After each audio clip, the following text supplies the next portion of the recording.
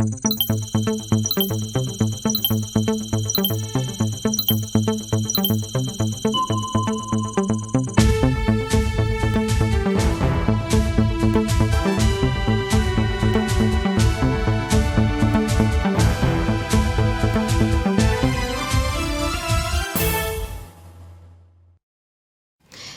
22e Assemblée générale des établissements publics de l'État. Les états financiers d'une centaine de ces établissements ont été validés.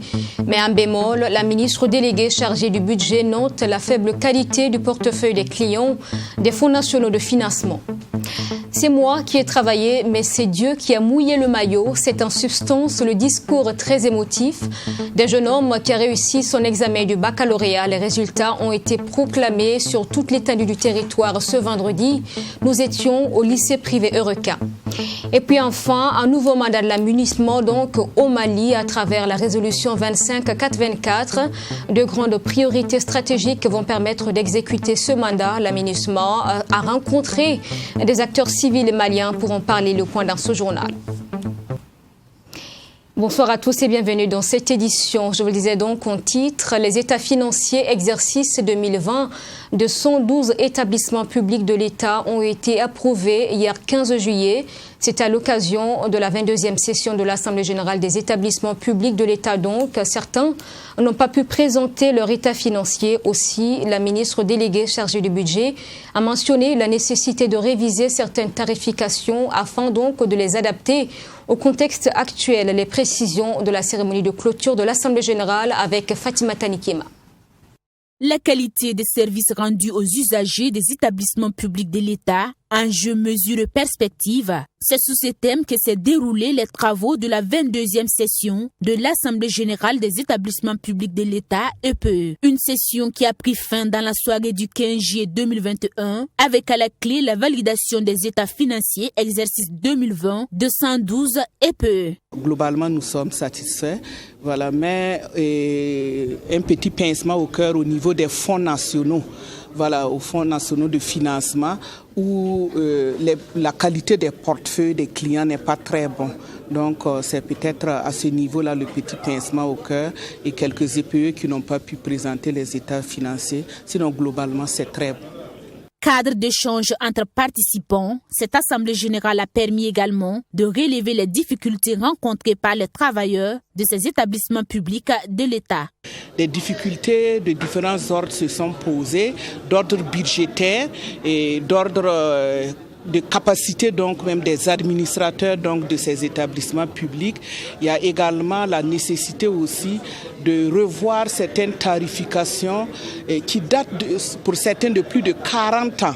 Voilà, pour les adapter à la réalité actuelle et améliorer donc les recettes au niveau donc de ces établissements publics là pour en tout cas leur permettre d'aller vers la démarche qualité. L'Assemblée générale a instruit les structures qui n'ont pas pu présenter d'état financier à se mettre en règle à la prochaine session qui aura lieu en juillet 2022. La poursuite des réflexions pour rationaliser les dépenses des EPE a aussi été exhortée par l'Assemblée générale.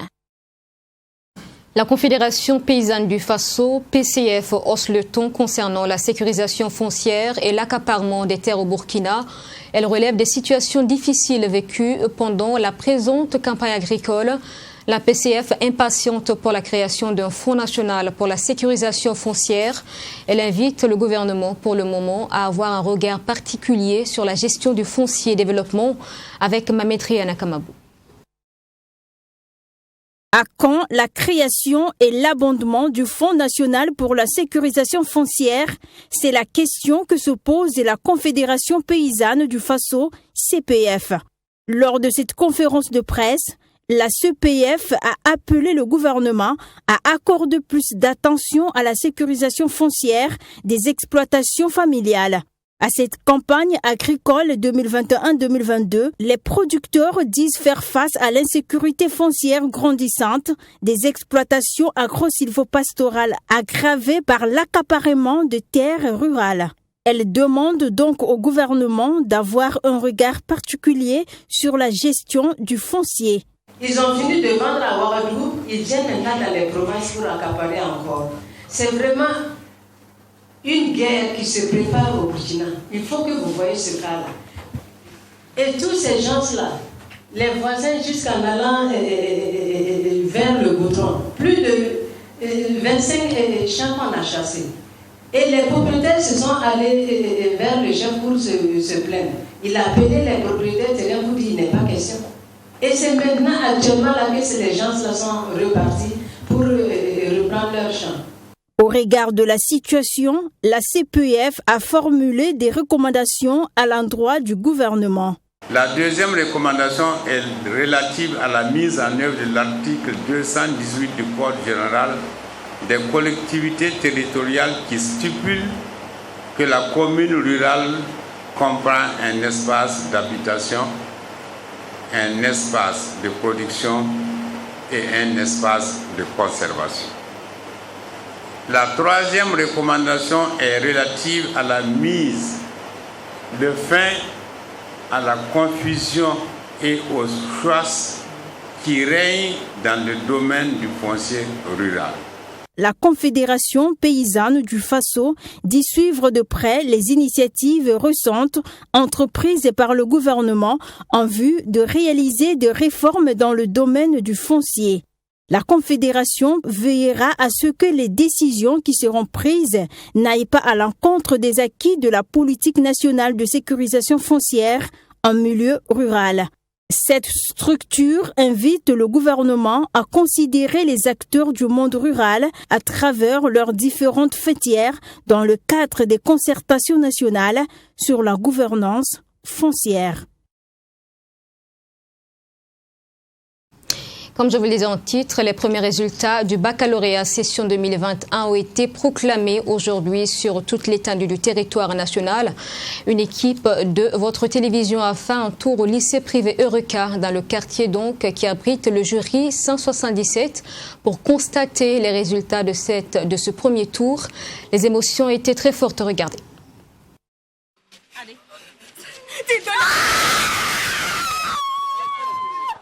Les candidats du jury 177 de la session 2021 du baccalauréat étaient partagés entre joie et tristesse. Malgré la forte pluie qui s'est abattue sur la capitale dans la matinée de ce vendredi, les candidats n'ont pas voulu se faire compter la proclamation des résultats de leur examen. Ali Tahirou Soré fait partie des heureux admis. Difficile pour lui de retenir sa joie après 9 mois de dur labeur. Vraiment, je suis très content. Je remercie Dieu vraiment de m'avoir donné la chance d'avoir cette année. Par la grâce de Dieu, on a fait les épreuves. On peut dire que ça pouvait, c'était par ça, on a fait ce qu'on pouvait faire. Je pense que c'est ce qui a donné comme résultat aussi. On a travaillé jour et nuit pour ça. Vraiment, il fallait que Dieu nous aide. Ça n'a pas été du tout facile. On a prié. Je remercie aussi les parents qui nous ont soutenus jusque-là. Tout comme Ali Soré, Abdoul Senou lui aussi vient de voir son nom sur la liste des admis après l'appel du président du jury. Tout agité, il informe ses proches au téléphone. Je suis très dépassé. Tout ce que je peux dire, je rends grâce à Dieu. Je rends grâce vraiment à Dieu et à mon nom. À l'air là, c'est lui qui a mouillé les maillots. Je peux dire que c'est moi qui ai travaillé, mais la grande partie du travail, c'est lui qui a fait. Donc voilà, je le remercie beaucoup. Dans ce centre qui abrite le jury 177, les résultats donnent 87 admis sur 276 candidats, soit un taux de succès de 31,50% selon le président du jury. Et ce dernier de se féliciter du déroulement de ce premier tour de la session 2021 dans son centre. Tout s'est bien passé. Nous sommes un président de jury tout comblé parce que nous avons pu tenir de bout en bout la session, mettre en orchestre l'ensemble des acteurs et il n'y a pas eu d'incident majeur qui viendrait à entacher justement la régularité donc, de cette session. Je voudrais profiter de votre micro pour féliciter l'ensemble donc, des candidats admis. Une mention spéciale aux filles qui sont les plus nombreuses dans mon jury et qui font partie des meilleures. Les 4 premières, dans les 5 premiers meilleurs donc, de mon jury, il y a 4 filles. Toutefois, certains candidats sont appelés à tenter à nouveau leur chance au second tour. Pour témoigner sa satisfaction, le président du jury 177 a décerné un prix aux 5 meilleurs de son jury. Et c'est Aboubakar Traoré qui a été le premier de ce jury, avec une moyenne de 13,83 sur 20. Avec ce diplôme Bac Série A, il s'ouvre les portes de l'université où il compte poursuivre ses études en relations internationales. Un reportage signé Sanata Serré. Galian 2021. Aucune œuvre journalistique n'a obtenu la moyenne de 17 sur 20. Une moyenne donc qui donnait droit au Super Galion, 3 millions de francs CFA et une villa estimée à près de 20 millions de francs CFA. Le jury a rappelé la nécessité de renforcer les capacités donc journalistiques des différents journalistes au Burkina, en déplorant également des cas de fraude, dont l'un sur la paternité d'une œuvre. Les Galiens 2021 ont décerné, en plus des prix officiels, des prix spéciaux et des Galiens d'hommage. Image de la cérémonie donc hier jeudi à la salle des banquets de Ouaga 2000 avec Abdoulaye Migné. Pour le ministre de la Communication, l'absence de Super Galien pour cette 24e édition est une invite faite aux hommes de médias à plus de perfection dans leur travail. Le prix du président du Faso, à savoir le chèque de 3 millions de francs CFA, est réparti aux 4 meilleurs des différentes catégories. Ousseini Tamboura a par ailleurs salué le courage du jury. Nous félicitons aussi le jury pour ce courage intellectuel, cette honnêteté intellectuelle, parce qu'il était peut-être facile de considérer qu'il faut faire en sorte qu'on ait un super gagnant, alors que les appréciations faites par les membres du jury ne nous donnaient pas un super gagnant. Et je pense que c'est un appel au professionnalisme qui nous est lancé. Et donc, c'est une invite à nous tous qu'on se mette vite au travail et qu'à la 25e édition, nous puissions donc avoir un super gagnant. Et c'est à cela que je vous invite, tout simplement. C'est une trentaine de prix, y compris les prix spécifiques, qui a été décerné aux hommes de médias pour cette édition. Une joie pour les lauréats qui souhaitent d'ailleurs la résolution des problèmes abordés dans les différentes œuvres qui ont été primées. Alors c'est un sentiment de fierté, mais le sentiment serait total lorsque les problématiques sur lesquelles nous avons travaillé, si vraiment des solutions sont trouvées à ces problématiques-là. J'ai été à Kaya, où j'ai fait un constat sur les conditions de vie des déplacés internes. Voyez-vous qu'il y en a qui ont fait 8 mois, 5 mois sans être enregistrés. Et si un déplacé n'est pas enregistré, il ne reçoit pas de vivre. Le ministère des Sports a pris l'engagement au cours de cette soirée de décerner des prix aux journalistes sportifs à compter de l'édition de 2022. Alassane Bala Sakandé, patron de la cérémonie, a aussi promis associer l'image de la représentation nationale à l'événement. L'année prochaine, à la 25e édition, en ce qui concerne notre structure, l'Assemblée nationale associera son image à l'activité à la 25e édition, comme je le disais tantôt. Et donc, c'est dire que c'est une façon pour nous aussi d'apporter notre soutien aux hommes et femmes des médias, également à notre partenaire, parce que le ministère de la Communication, vous savez également que c'est le ministère en charge des relations avec le Parlement.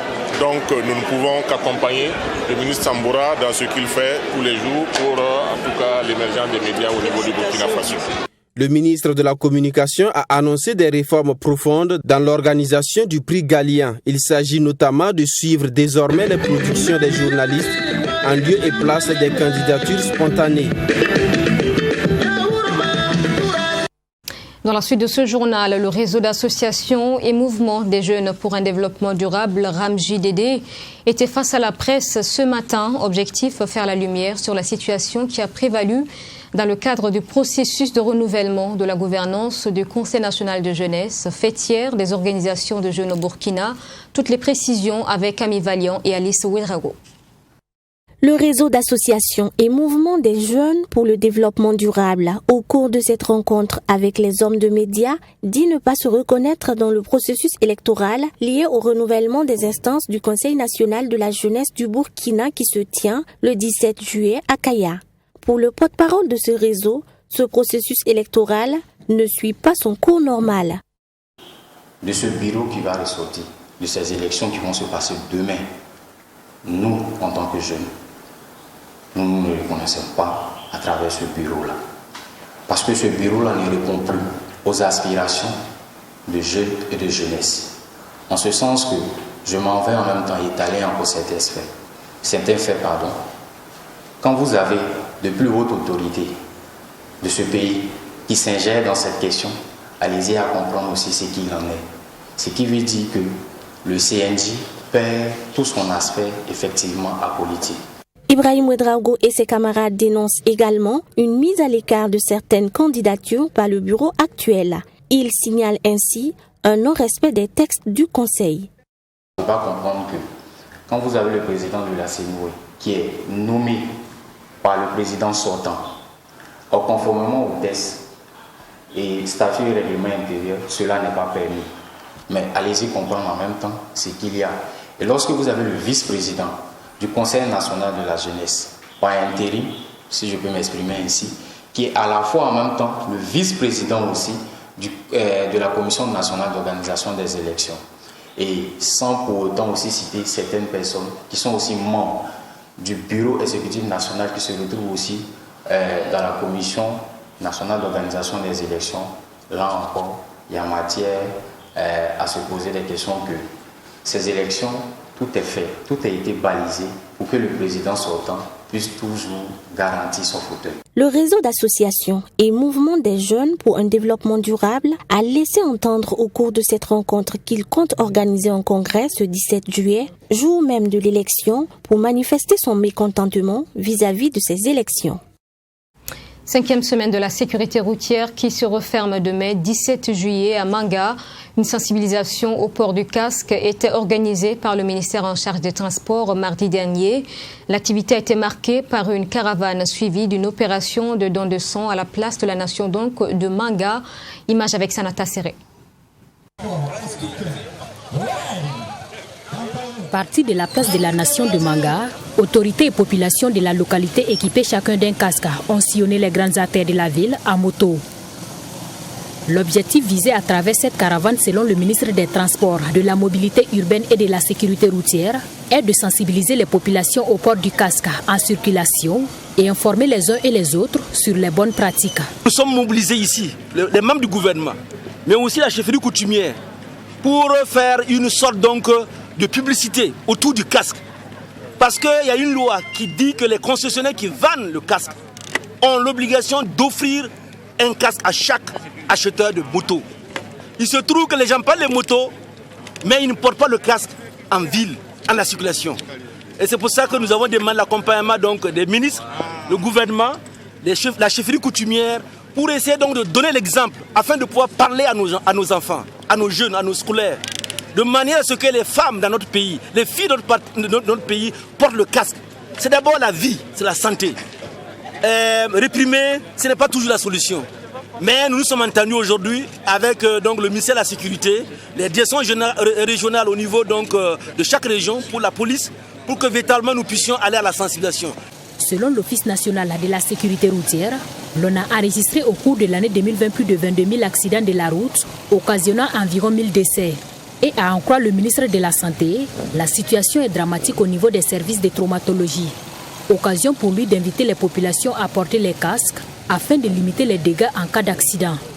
La meilleure manière de protéger cette partie noble de notre corps qui est la tête, c'est de porter un casque pour qu'en cas d'accident, ça puisse amoindrir les dégâts. Et nous souhaitons qu'en plus le casque, on puisse rouler doucement. Doucement et être prudent pour éviter un accident. Et ce serait bien pour l'ensemble de la population. Si vous regardez au niveau de nos hôpitaux, il y a beaucoup de malades qui souffrent des traumatismes crâniens. Et récemment, vous avez suivi des reportages sur les souffrances de ces malades au niveau de nos hôpitaux. Et nous n'avons pas suffisamment de spécialistes sur tous les hôpitaux pour offrir donc des soins au traumatisme crânien. C'est pour cela qu'il est important de prévenir ces traumatismes-là en portant le casque. Étaient en première ligne lors de cette caravane de sensibilisation sur le port du casque des membres du gouvernement et autorités administratives, coutumières et religieuses de la région du Centre-Sud. Le directeur général de l'Office national de la sécurité routière a quant à lui salué la mobilisation des populations lors de cette caravane. Cette journée de sensibilisation a été couronnée par une opération de don de sang à la place de la nation de Manga. Il a misé seulement 2700 francs CFA sur une combinaison de la Lonabé et il a remporté plus de 38 millions de francs CFA. Umpugila ou Obulbiga, vainqueur donc du gros lot, a reçu son chèque de paiement des mains de la directrice de pôle d'exploitation de la Lonabé. C'était le 15 juillet dernier donc à Tenkodogo. Maxime Jodbambara pour les images. Merci beaucoup. Difficile pour M. Oboulbiga de cacher sa joie après avoir gagné le gros lot de la Lonabé, la nationale des jeux du hasard. Pour avoir misé seulement 2700 francs CFA, le natif de la région de l'Est, électricien de profession, remporte la somme de 38 731 500 francs CFA. Un chèque qui lui a été remis ce jeudi 15 juillet au siège de l'agence de la Lonabé du Tinkodogo dans la région du Centre-Est. Ah, ce chèque-là, son argent même est déjà fini parce que je suis un électricien, j'ai beaucoup de projets moi. Ce que je vais faire, comme le chèque, comme j'ai eu cet argent dans la région du Centre-Est, ce que je vais faire, je vais scinder cet argent en deux. Je vais créer 2 petits centres de formation en électricité. Voilà, un à Tinkodogo et un à Fada.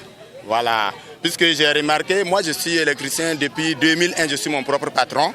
Mais j'ai vu qu'en électricité, chacun sort, il dit qu'il est électricien, mais vraiment il n'arrive pas à maîtriser le domaine. Ils font 2 ans de formation à l'école et puis ils sortent, chacun paye les tournevis. Il y a des travaux qu'ils n'arrivent pas à faire, ils n'ont pas assez de matériel. Mais maintenant, dans ce centre-là, je vais miser sur le matériel pour que ces jeunes-là puissent avoir la main. Habitué des jeux de la Lonabé, M. Oboulbiga voit enfin la chance lui sourire avec ce gros lot remporté. Occasion pour la directrice de pôle exploitation de la Lonabé d'inviter la population à jouer, mais à jouer responsable. Tenter la chance, c'est quoi? C'est pas miser tout ce que tu as en poche. C'est jouer dans la limite du possible. Donc, celui qui tente la chance peut faire partie des gagnants. Et surtout, faire confiance à la Lonabé parce que là où vous êtes, où que vous gagnez, nous allons nous arranger pour que vous ayez votre lot. Je pense que le gagnant d'aujourd'hui ne dira pas. Il était de passage lors d'un voyage. Il a tenté sa chance dans un kiosque. Il est retourné à Fada, chez lui. Et avec sa compréhension, aujourd'hui, on revient à Tinkodogo pour remettre parce que c'est ici qu'il a gagné le lot. Selon cette dernière, la Lonabé répond une fois de plus à travers cette cérémonie de remise de chèques à son slogan « Les lots aux gagnants, les bénéfices aux Faso ». Dans le reste de l'actualité, le mandat de la mission multidimensionnelle intégrée des Nations Unies pour la stabilisation au Mali, MINUSMA, a été renouvelé le 29 juin dernier à travers la résolution 25424, un nouveau mandat que la mission onusienne veut vulgariser donc au niveau des organisations de la société civile. C'est la substance de la rencontre ce jeudi entre la MINUSMA donc et certains acteurs de la société civile à Bamako. En plus donc de la contribution dans le cadre de la mise en œuvre de l'accord, ce nouveau mandat apporte un soutien à la transition et au centre du pays. Le point avec notre correspondant Bouré Massoulou. Le 29 juin dernier, le Conseil de sécurité des Nations Unies a adopté le 8e mandat de la MINUSMA, un mandat que la jeunesse malienne veut mettre à profit pour intégrer les organes de mise en œuvre de l'accord de paix. Selon Sidi Ali Ould Bagnan, vice-président du Conseil national des jeunes du Mali, le contenu du document n'est pas du tout connu. Je pense que l'accord, c'est vrai qu'on n'a pas une très grande visibilité de l'accord parce que n'ayant pas été proposé dans les structures de mise en œuvre, je pense que nous avons une visibilité un peu lointaine de cet accord, mais nous souhaitons aujourd'hui que l'accord soit une affaire de tous et que les jeunes puissent s'en approprier parce que nous avons fait beaucoup d'activités pour que les jeunes puissent s'approprier de l'accord, mais il est temps qu'aujourd'hui dans la mise en œuvre, que les jeunes aussi puissent être là et les jeunes ont montré vraiment leur disponibilité à accompagner la mise en œuvre de l'accord. À en croire Joanne Adamson, secrétaire générale adjointe de la MINUSMA, la nouvelle résolution 2584 a déjà pris en compte la question de l'inclusivité. Il y a beaucoup de continuité dans la nouvelle résolution, c'est-à-dire que nous avons encore 2 grandes priorités stratégiques. C'est l'appui à la mise en œuvre de l'accord de paix et réconciliation entre les Maliens, y compris on a ajouté un petit mot sur l'appui à la transition qui est encore ici au Mali. Deuxième grande priorité stratégique, c'est l'appui à la stabilisation dans le centre du Mali. Mais je dois préciser que c'est un appui à l'approche gouvernementale, c'est un appui à la stratégie malienne pour la stabilisation du centre. Et tout cela en mettant l'accent sur l'inclusivité, l'inclusion des femmes, l'inclusion des jeunes, aussi la protection des femmes et des enfants. Au cours de la rencontre avec les organisations de la société civile, la MINUSMA a aussi saisi l'occasion pour annoncer le progrès enregistré dans le cadre du programme de démobilisation, désarmement et réintégration. Dans le cadre de la réforme du secteur de sécurité et du DDR, un peu plus de 2300 combattants sont passés par le processus de DDR à ce jour au Mali. 1735 d'entre eux ont été intégrés dans les forces armées et cela nous a permis de mettre sur pied 3 unités, bataillons reconstitués qui sont actuellement déployés à Tombouctou, Gao et Kidal pour assurer la sécurité des populations.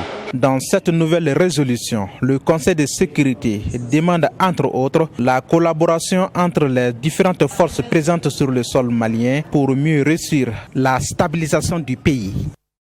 Et puis la situation trouble en Afrique du Sud. Pour refermer ce journal, le président Cyril Ramaphosa a estimé que les pillages ont été provoqués. Il y a des gens qui les ont planifiés et coordonnés, c'est ce qu'il a déclaré.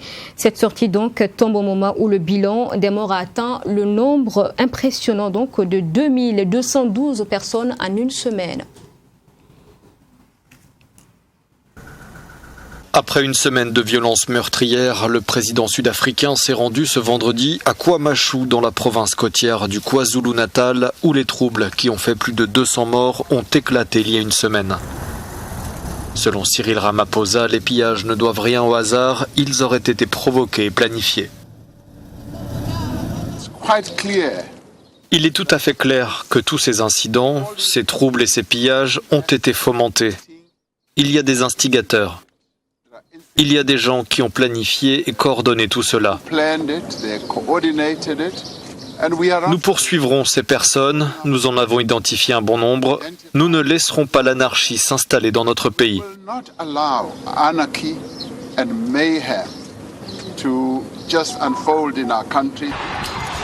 La police enquête actuellement sur une dizaine de personnes soupçonnées d'être derrière le déchaînement de violence de ces derniers jours. Les premiers incidents ont éclaté la semaine dernière dans la province du KwaZulu-Natal au lendemain de l'incarcération de l'ex-président Jacob Zuma, condamné à 15 mois de prison ferme pour outrage à la justice. Les pillages se sont ensuite étendus sur fond de chômage endémique et de nouvelles restrictions anti-Covid, notamment à la province du Gauteng où ces images ont été tournées.